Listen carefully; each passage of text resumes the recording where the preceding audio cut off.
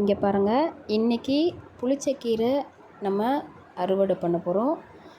அங்கே பாருங்கள், என் பொண்ணு எவ்வளோ அழகாக இலெல்லாம் பிரித்து போடுறா. சின்ன தொட்டியில் எவ்வளோ அழகாக பெருசாக வளர்ந்துருச்சு பாருங்கள். வச்சதும் 2-3 தடவை வச்சிட்டேன். இப்போது திரும்பியும் வளர்ந்துச்சு. சூப்பராக வளர்ந்துச்சு பாருங்கள். ஒரு கூடை ஃபுல்லாக வந்தது கீரை.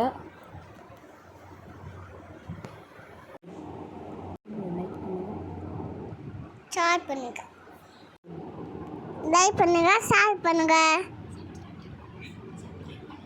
சப்ஸ்கிரைப் பண்ணுங்க.